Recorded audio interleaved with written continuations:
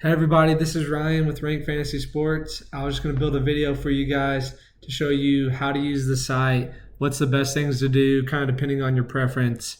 So this is the homepage. You go to rankfantasysports.com. It'll bring you here. And then if you click that hamburger menu, obviously if it says log in right here, make sure you log in. If it says log out, that means you're currently logged in. So if you don't have tons of time, you don't want to do tons of research on your own, that's what this site is primarily for, to help you build DFS lineups with a focus primarily on DraftKings for us, without having to spend a bunch of your time. You just want to play. You love it. You like having fun watching sports and playing fantasy sports while doing it. So if that's how you are, just the best place for you to go is going to be the Happening Now tab. So if you click on the Happening Now tab, click on this today's value rankings, and bam. Okay, so we have at the bottom, you're going to have the different tabs. So this is NFL Thursday through Monday slate, NFL Showdown slate, NBA Classic. We've got college football, NFL Sunday only. There's not any NBA Showdowns up right now. Sometimes those are hit or miss kind of on whether or not the contests are big enough to be worth it. PGA, tennis. So that's the main thing to know.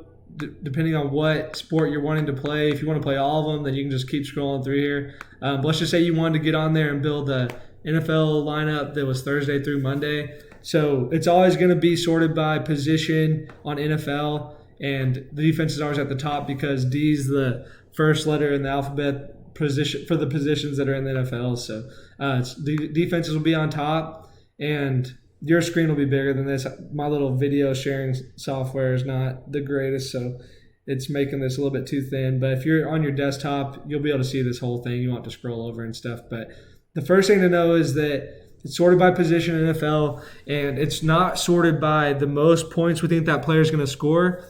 It's sorted, or it's not sorted by the most points at that position. It's sorted by the best values at that position. So we call it the points per dollar. So how many points are going to score you for how many dollars you have to spend on them. And so the Giants, as you can see there, they're at the top of this list, but they're not the highest projected scoring defense, but they are narrowly the highest projected points per dollar defense. But all of these right here in this range are super, super close. That's really just splitting hairs.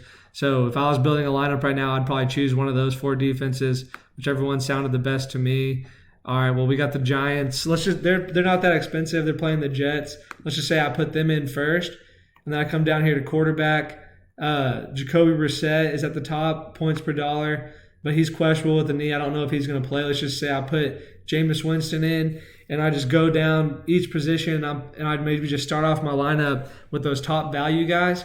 But then I see, okay, well, I put the top value plays in, but I've got $6,000 left over. So what I'm going to do is I'm going to go in, I'm going to say, okay, they're at the top of the value list, but that doesn't mean that they're going to score me the most points. So I'm going to find the guys that I can upgrade to that will score me more points than that player that's got higher projected points per dollar, but they're more expensive. That's why they're lower on the list. But still, I'm trying to build a lineup that has the most projected points possible. So let's just say I had the Giants in there and I had $800 of salary left over. Okay, well, the Giants are $2,800. Well, this defense right here is only $3,500, so I can afford them, and they're going to score me 2.3 more points.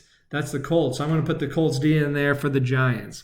It doesn't have to be the defense you upgrade. It could be multiple positions. It could just be one big upgrade. Like maybe I went from David Johnson to Christian McCaffrey, if I had the salary for that. You just have to go in there and kind of decide, hey, this is the upgrade that I feel comfortable with making. I want to make that upgrade. This guy was high on the value rankings, but it's just because he was so cheap. I don't feel that comfortable with him. He could not have as good of a role as they're thinking. Let me put this guy in instead. He's projected for more points. So at the end of the day, the point is to build the lineups that we think are going to score the most points.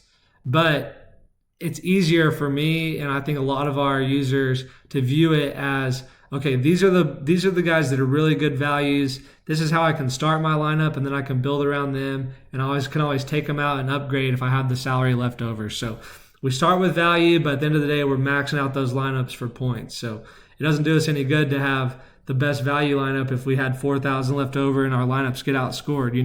We want to have the most projected points that we can. So that's how it is for football. Showdown, I'll show you this real quick because it's a little bit different on the showdowns. We list them twice by highest projected points on a list. So that's easy to see. Okay, we think Philip Rivers are going to score the most. And then highest projected points per dollar. So these are the cheap guys. These are who I can fit in to get those more expensive captains, to get more of those expensive players in there. I want to get Tyrell. I want to get Josh Jacobs. I want to have Melvin Gordon. I want to have Philip Rivers. Well, I'm going to have to eventually find somebody that's not that expensive. So highest projected points per dollar. And if they're projected to score high and they're towards the top of this list, then those are great plays. Those are captains picks all day. So another thing that I'll mention real quick while we're here, this is always going to be re-updated after the inactives come out. So inactives always come out 90 minutes before the game, and we get in there and do updates. So the final posting will usually be about 45 minutes before game time on football. Keelan Doss could be inactive, so you want to make sure you get on here and double check again closer to game time, or just at least check your lineups again. Make sure you don't have any players with outs, because when they're this cheap, if we haven't projected for any kind of a role at all, they're usually towards the top on the showdowns, because the pricing differential on showdowns is like crazy. So if somebody's $200 and another player's like $13,000, I mean, that player technically only has to do not near as good as him to score as many points per dollar. So if they have any role at all, they're usually going to be pretty high on this. But with them being that cheap, there's always the chance that they could be inactive or they don't see the field. So, you always want to make sure that you double check those lineups. And then on NBA, I'll just mention this real quick. It's not sorted by positions on NBA. It's just sorted by highest projected points per dollar for the whole slate. And that's just because so many players play multiple positions. It's just kind of easier to view it that way for us. But with NBA, games start one at 6 o'clock, the last one at 9:30. So, we do have lives outside of this, so we can't sit here and update inactives constantly all night long for every slate. So if we're ever, leaving before the slate's completely locked and stuff, over here in this yellow area up here, we're always going to put in there, last update was at 6:45 Central Time. So make sure you go in there, check if anybody different got announced out. You might be able to find a value play there. Obviously, make sure that if you had anybody with a tag on them that hadn't started yet, like Ennis Canner, he's questionable. Obviously, if he hadn't started yet, by the time that we last updated this, you definitely want to make sure that he's in that lineup, or if he's coming off the bench, just that he's active in general. So, that's how we do NBA. Always make sure that you guys are wary of that, and I hope you can understand we can't sit here and update every single active and inactive all the way through each slate. We do have some other things we have to do, but we do that as best as we can. We always try to make sure that we leave it as accurate as we can before we leave. So that's the Happening Now tab.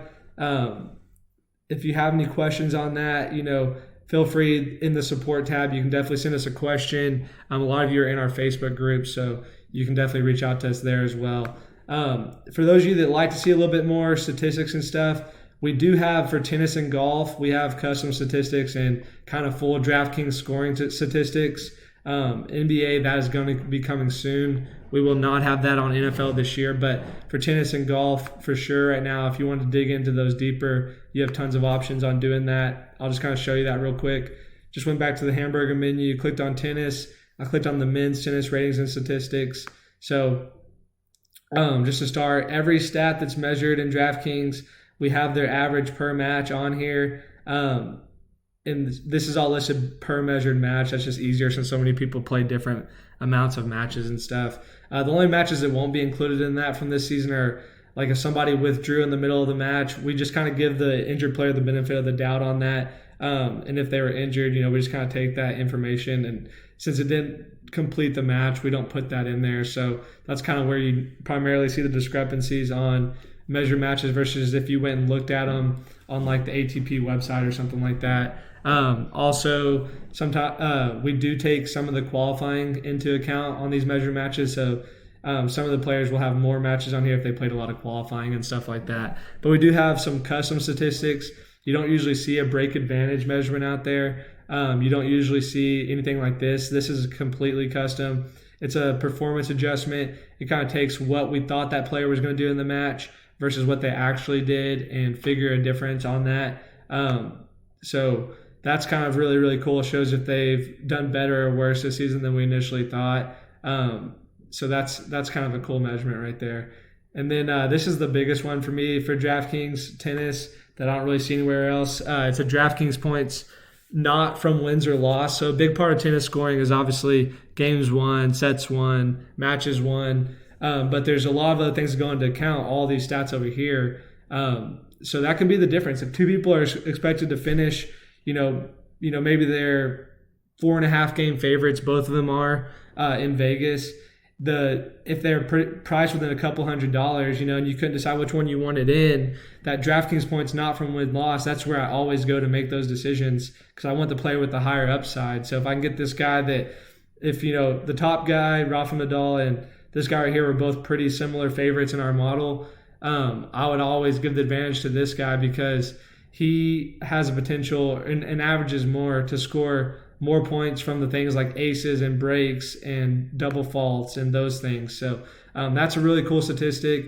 It's a great tiebreaker tool. It's taken into account in every one of our projections. So that's really, really cool tennis-wise.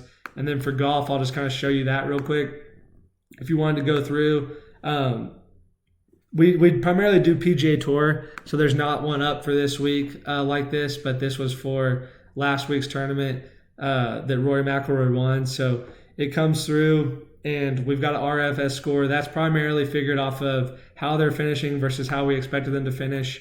And then the cool thing about all of this and how all of these stats are listed is it's their advantage versus the fields that they've played this year. So it really equalizes everybody because it just shows what they've done against the field, not total driving distance for the whole season, not total birdies for the whole season. It's against the players that they played against at that course. This is how they stacked up. So that's kind of a cool way to present it. I don't like just looking at total sum season statistics. I like looking at, hey, what did they do versus all the other guys that had the same conditions as them? Not necessarily. Sometimes the wind's higher in the morning than the evening, but over the course of 4 rounds, they played the same course around the same times. So it just gives us a little bit better view of what this player is actually doing than just looking at his driving distance for the season is 310. This guy's 320. This guy must drive it further. So like Rory McIlroy, he's averaging 19.47 more yards per drive than the fields that he's played so far this season. Obviously, that's not his total driving distance for the season because if he drove at 19 yards per drive, he wouldn't be on the tour. But yeah, that's how these are presented. This is a really cool stat. DraftKings points per 4 rounds, not including finishing points. That's a really cool statistic, especially if you're playing like single game showdowns and stuff where finishing points don't go into account. It's pretty much all, hey, how many more birdies, how many less bogeys, how many 3 birdie streaks, this is how many DraftKings points Rory McIlroy is averaging over the fields that he's played, excluding finishing points. So you can see right there, he's pretty much demolishing everybody in that.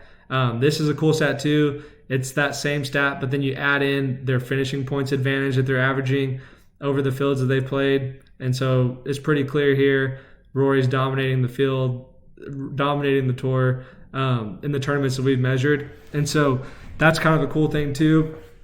We will break it down because not every tournament provides information like driving distance, stroke gains, putting, all of those measured stats. They don't produce those, but they will still present how many birdies they had, how many 3 birdie streaks they had, how many bogeys, those things. So the DK score tournaments, those are the tournaments we've measured that takes into account DraftKings scoring statistics. And then 3 of those tournaments that took into account those statistics that Rory McIlroy played did not provide the information on driving distance or greens and regulation or those things.